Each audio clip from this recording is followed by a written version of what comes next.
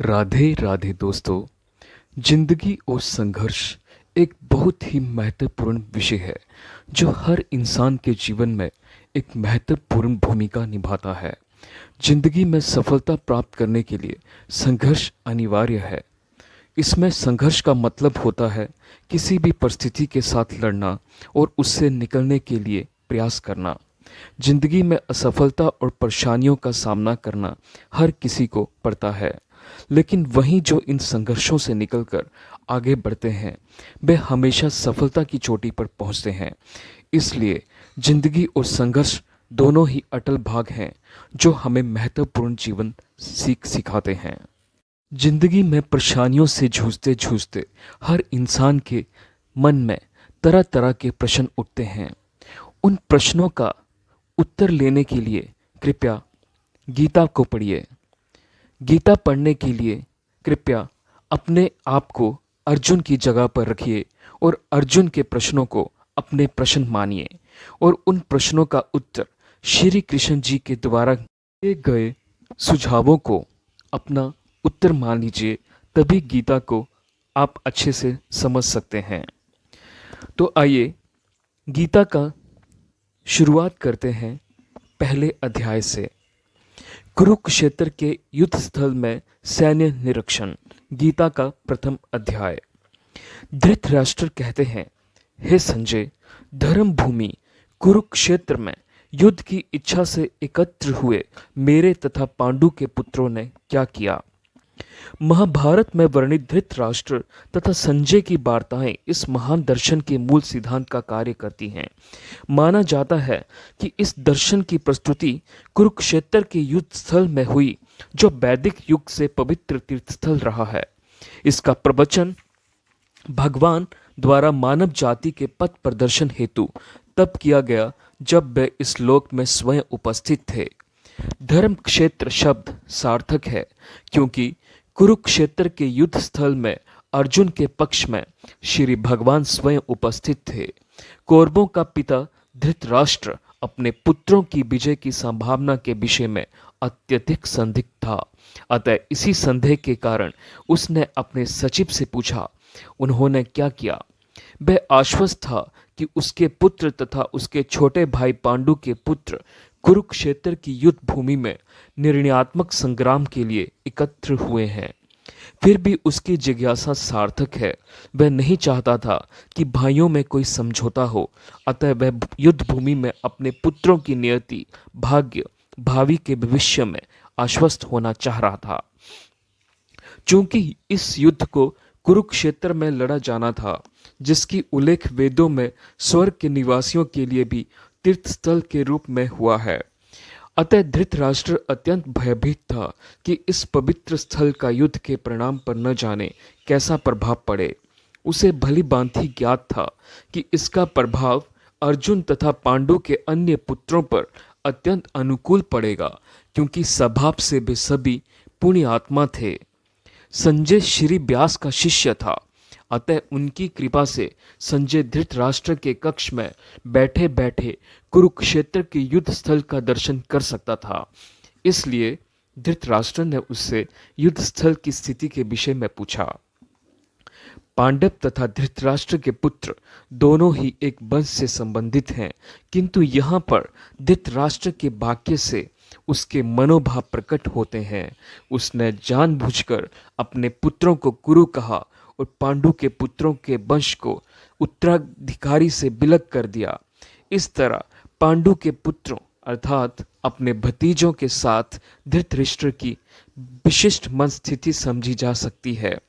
जिस प्रकार धान के खेत से अवांछित पौधों को उखाड़ दिया जाता है, उसी प्रकार इस कथा के आरंभ से ही ऐसी आशा की जाती है कि जहां धर्म के पिता श्री कृष्ण उपस्थित हों, वहां कुरुक्षेत्र रूपी खेत में दुर्योधन आदि धृतराष्ट्र के पुत्र रूपी अवांछित पौधों को समूल नष्ट करके युधिष्ठिर आदि नितांत धार्मिक पुरुषों की स्थापना की जाएगी, जहां धर्म क्षेत्र तथा कुरुक्षेत्र शब्दों की उनकी ऐतिहासिक तथा वैदिक महत्ता के अतिरिक्त यही सार्थकता है।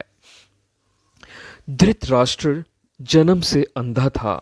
दुर्भाग्यवश वह आध्यात्मिक दृष्टि से भी वंचित था। वह ये भी जानता था कि उसी के समान उसके पुत्र भी धर्म के मामले में अंधे हैं और उसे विश्वास था कि वे पांडवों के साथ कभी भी समझौता नहीं कर पाएंगे, क्योंकि पांचों पांडव जन्म से ही पवित्र थे। फिर भी उसे तीर्थ स्थान के प्रभाव के विषय में संदेह था। इसलिए संजय युद्ध भूमि की स्थिति के विषय में उसके प्रश्न के मंतव्य को समझ गया। अतः वह निराश राजा को प्रोत्साहित करना चाह रहा था। उसने उसे विश्वास दिलाया कि उसके पुत्र पवित्र स्थान के प्रभाव में आकर किसी प्रकार का समझौता करने नहीं जा रहे हैं। उसने राजा को बताया कि उसका पुत्र दुर्योधन पांडवों की सेना को देखकर तुरंत अपने सेनापति द्रोणाचार्य को वास्तविक स्थिति में अवगत कराने गया। यद्यपि दुर्योधन को राजा कहकर संबोधित किया गया है, तो भी स्थिति की गंभीरता के कारण उसे सेनापति के पास जाना पड़ा। अतएव दुर्योधन राजनीतिज्ञ बनने के लिए सर्वथा उपयुक्त था, किंतु जब उसने पांडवों की व्यूह रचना देखी तो उसका ये कूटनीतिक व्यवहार उसके भय को छिपा न पाया। परम राजनीतिज्ञ दुर्योधन महान ब्राह्मण सेनापति द्रोणाचार्य के दोषों को इंगित करना चाहता था। अर्जुन की पत्नी द्रौपदी के पिता राजा द्रुपद के साथ द्रोणाचार्य का कुछ राजनीतिक झगड़ा था। इस झगड़े के फलस्वरूप द्रुपद ने एक महान यज्ञ संपन्न किया, जिससे उसे एक ऐसा पुत्र प्राप्त होने का वरदान मिला जो द्रोणाचार्य का वध कर सके। द्रोणाचार्य इसे भली भांति जानता था, किंतु जब द्रुपद का पुत्र धृष्टद्युम्न युद्ध शिक्षा के लिए उसको सौंपा गया तो द्रोणाचार्य को उसे अपने सारे सैनिक रहस्य प्रदान करने में कोई झिझक नहीं हुई। अब धृष्टद्युम्न कुरुक्षेत्र की युद्ध भूमि में पांडवों का पक्ष ले रहा था और उसने द्रोणाचार्य से जो कला सीखी थी उसी के आधार पर उसने ये व्यूह रचना की थी। दुर्योधन ने द्रोणाचार्य की इस दुर्बलता की ओर इंगित किया, जिससे वह युद्ध में सजग रहे और समझौता ना करे। इसके द्वारा वह द्रोणाचार्य को यह भी बताना चाह रहा था कि कहीं वह अपने प्रिय शिष्य पांडवों के प्रति युद्ध में उदारता न दिखा बैठे। विशेष रूप से अर्जुन उसका अत्यंत प्रिय एवं तेजस्वी शिष्य था। दुर्योधन ने यह भी चेतावनी दी कि युद्ध में इस प्रकार की उदारता से हार हो सकती है। यद्यपि युद्ध कला में द्रोणाचार्य की महान शक्ति के समक्ष धृष्टद्युम्न महत्वपूर्ण बाधक नहीं था, किंतु ऐसे अनेक योद्धा थे जिनसे भय था। दुर्योधन इन्हें विजय पथ पे अत्यंत बाधक बताता है, क्योंकि इनमें से प्रत्येक योद्धा भीम तथा अर्जुन के समान दुर्जय था। उसे भीम तथा अर्जुन के बल का ज्ञान था, इसलिए वह अन्यों की तुलना इन दोनों से करता है। दुर्योधन उन आदित्य युद्धवीरों का उल्लेख करता है जो सदैव विजयी होते रहे हैं। विकर्ण दुर्योधन का भाई है, अश्वत्थामा द्रोणाचार्य का पुत्र है, सोमदत्ति या भूरिश्रवा बाहिकों के राजा का पुत्र है। कर्ण अर्जुन का आधा भाई है, क्योंकि वह कुंती के गर्भ से राजा पांडु के साथ विवाहित होने के पूर्व उत्पन्न हुआ था।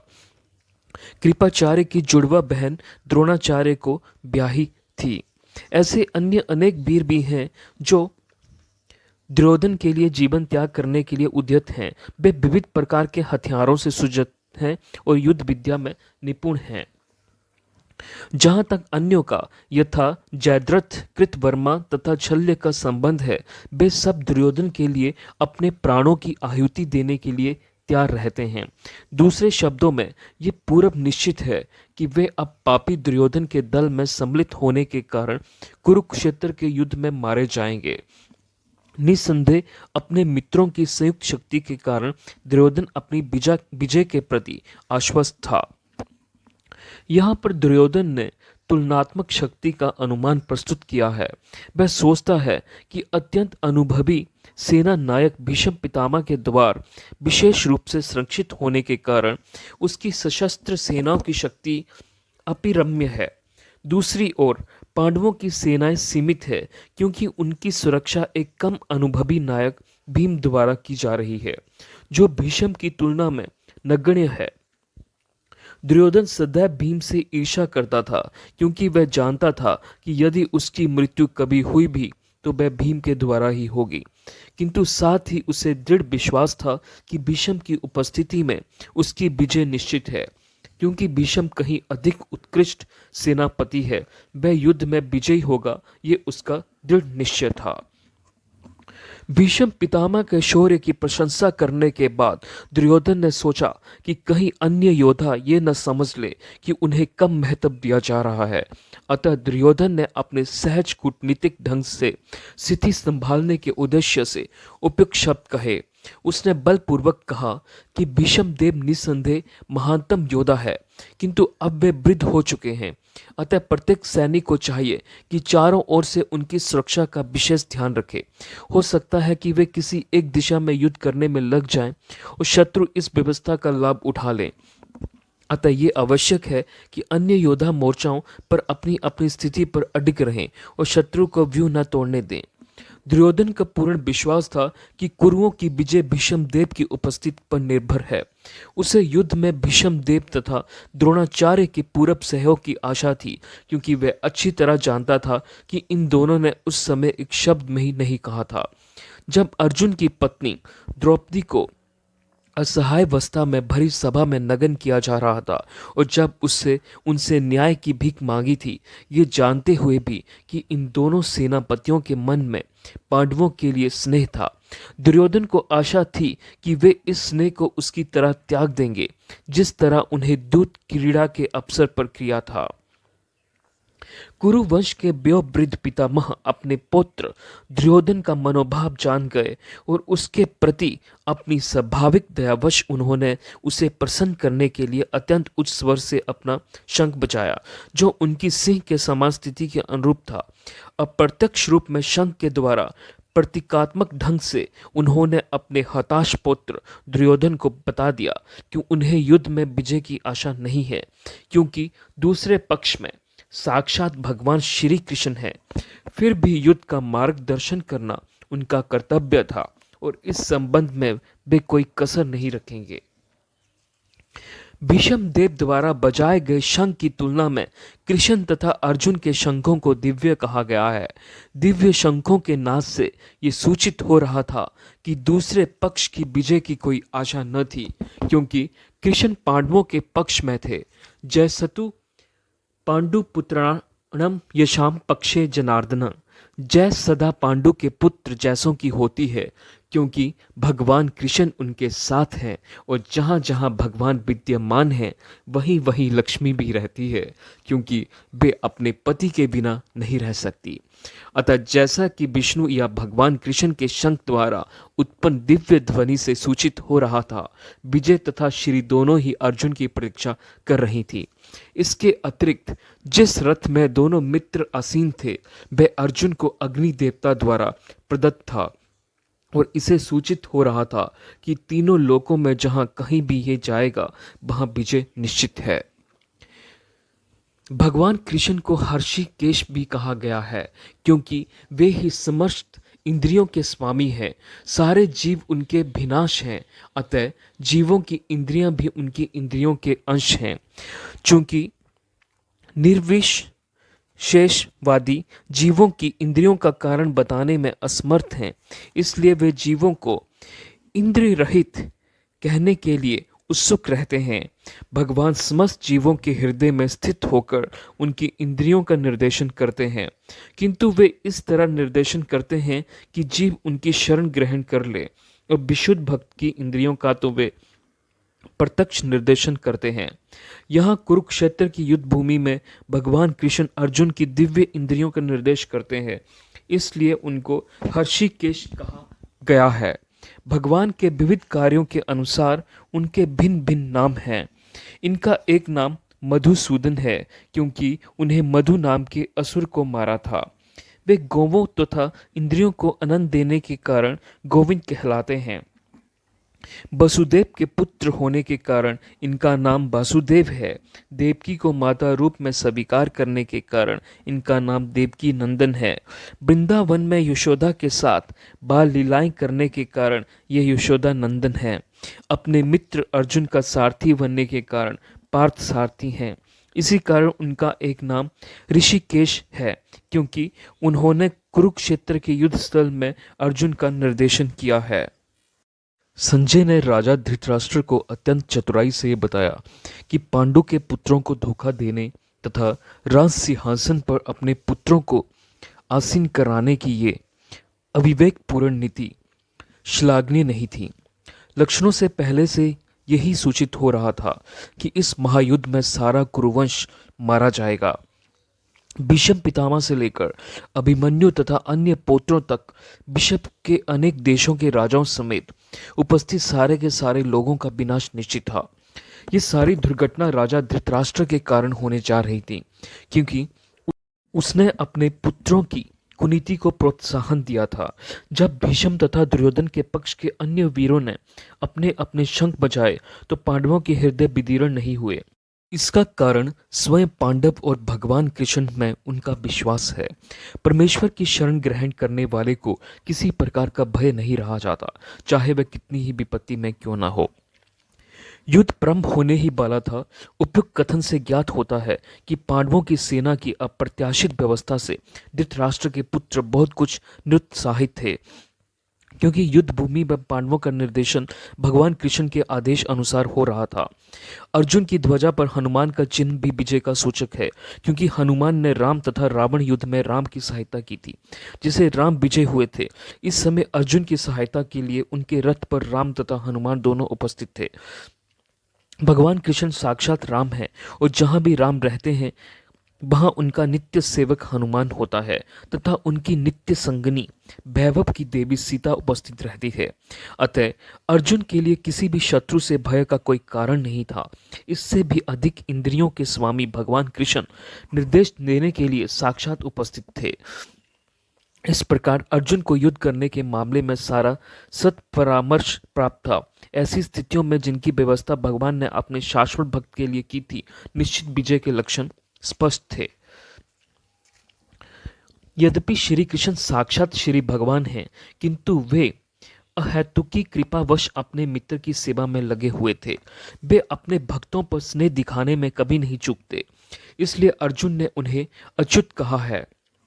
सारथी रूप में उन्हें अर्जुन की आज्ञा का पालन करना था, और उन्होंने इसमें कोई संकोच नहीं किया।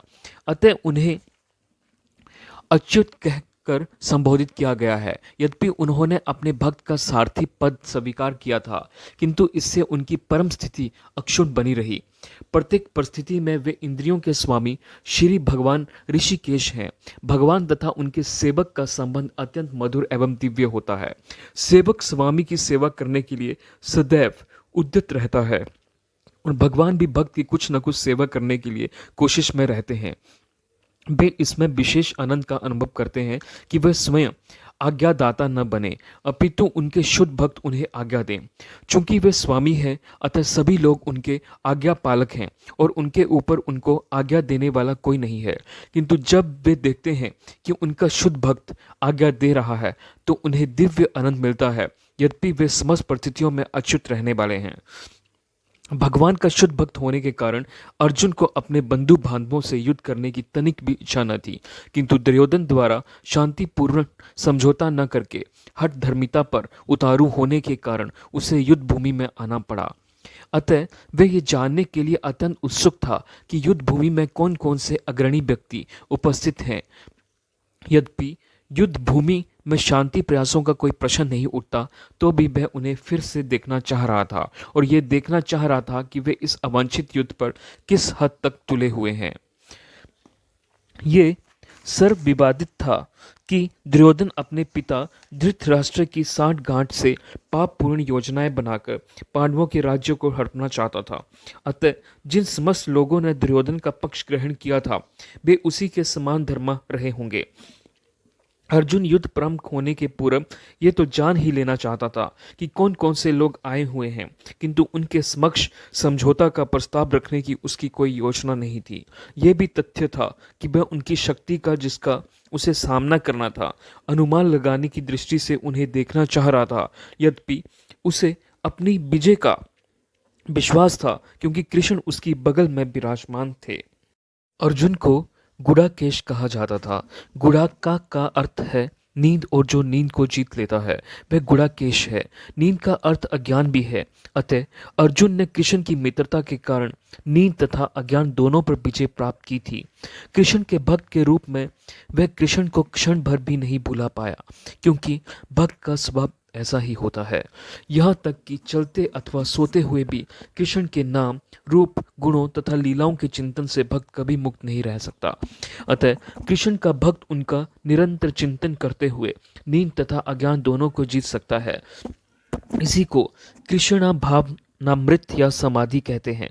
प्रत्येक जीव की इंद्रियां तथा मन के निर्देशक अर्थात ऋषिकेश के रूप में कृष्ण अर्जुन के मंतव्य को समझ गए कि वह क्यों सेनाओं के मध्य में रथ को खड़ा करवाना चाहता है। अतः उन्होंने वैसा ही किया और फिर वे इस प्रकार बोले। समस्त जीवों के परमात्मा स्वरूप भगवान कृष्ण ये जानते थे कि अर्जुन के मन में क्या बीत रहा है। इस प्रसंग में ऋषि के शब्द का प्रयोग सूचित करता है कि वे सब कुछ जानते थे। इसी प्रकार पार्थ शब्द अर्थात पृथा या कुंती पुत्र भी अर्जुन के लिए प्रयुक्त होने का कारण महत्वपूर्ण है। मित्र के रूप में वे अर्जुन को बता देना चाहते थे कि चूंकि अर्जुन उनके पिता वसुदेव की बहन पृथा का पुत्र था, इसलिए उन्होंने अर्जुन का सारथी बनना स्वीकार किया था। किंतु जब उन्होंने अर्जुन से कुरुओं को देखा, कहा तो इससे उनका क्या अभिप्राय था? क्या अर्जुन वहीं पर रुककर युद्ध करना नहीं चाहता था? कृष्ण को अपनी बुआ पृथा के पुत्र से कभी भी ऐसी आशा नहीं थी। इस प्रकार से कृष्ण ने अपने मित्र की मन स्थिति की पूर्व सूचना परिहासवश दी है। अर्जुन ने वहां पर दोनों पक्षों की सेना के मध्य में अपने चाचा ताऊओं, पितामहों, गुरुओं, मामाओं, भाइयों, पुत्रों, पौत्रों, मित्रों, ससुरों और शुभचिंतकों को भी देखा। अर्जुन युद्ध भूमि में अपने सभी संबंधियों को देख सका। वह अपने पिता के समकालीन भूरिश्रवा जैसे व्यक्तियों, भीष्म तथा सोमदत्त जैसे पितामहों, द्रोणाचार्य तथा कृपाचार्यों जैसे गुरुओं, शल्य तथा शुकनी जैसे मामाओं, दुर्योधन जैसे भाइयों, लक्ष्मण जैसे पुत्र, अश्वत्थामा जैसे मित्रों एवं कूतबर्मा जैसे शुभ चिंतकों को देख सका। वह उन सेनाओं को भी देख सका जिनमें उनके अनेक मित्र थे। यथार्थ भक्ति से युक्त मनुष्य में वे सारे सद्गुण रहते हैं जो सत्पुरुषों और देवताओं में पाए जाते हैं, जबकि अभक्त अपनी शिक्षा तथा संस्कृति के द्वारा भौतिक योग्यताओं में चाहे कितना ही उन्नत क्यों ना हो, इन ईश्वरीय गुणों से विहीन होता है। अतः सब जनों, मित्रों तथा संबंधियों को युद्ध भूमि में देखते ही अर्जुन उन सबों के लिए करुणा से अभिभूत हो गया जिन्होंने परस्पर युद्ध करने का निश्चय किया था। जहां तक उसके अपने सैनिकों का संबंध था, यह उनके प्रति परम से दयालु था, किंतु विपक्षी दल के सैनिकों की मृत्यु को देखकर वह उन पर भी दया का अनुभव कर रहा था। और जब वह इस प्रकार सोच रहा था, उसके अंगों में कंपन होने लगा और मुंह सूख गया। उन सबको युद्धाभिमुख देखकर उसे आश्चर्य भी हुआ। प्राय सारा कुटुंब अर्जुन के सगे संबंधी उससे युद्ध करने आए थे। यद्यपि इसका उल्लेख नहीं है, किंतु तो भी सहज अनुमान लगाया जा सकता है कि न केवल उसके अंग कांप रहे थे और मुंह सूख रहा था, अपितु वह दया व रुदन भी कर रहा था। अर्जुन में ऐसे लक्षण किसी दुर्बलता के कारण नहीं, अपितु हृदय की कोमलता के कारण थे, जो भगवान के शुद्ध भक्त का लक्षण है। अतः कहा गया है, जो भगवान के प्रति अविचल भक्ति रखता है उसमें देवताओं के सद्गुण पाए जाते हैं, किंतु जो भगवत भक्त नहीं है उसके पास भौतिक योग्यताएं ही रहती हैं जिनका कोई मूल्य नहीं होता। इसका कारण यह है कि वह मानसिक धरातल पर मंडराता रहता है और ज्वलंत माया के द्वारा अवश्य ही आकृष्ट होता है। तो दोस्तों, आज के लिए बस वीडियो में इतना ही। आप चाहते हैं कि ऐसे ही मैं अगला एपिसोड्स गीता सार के लेकर आऊं, तो कृपया मेरे चैनल को सब्सक्राइब करें और वीडियो को लाइक करें और ज़्यादा से ज़्यादा शेयर करें। राधे राधे दोस्तों, धन्यवाद।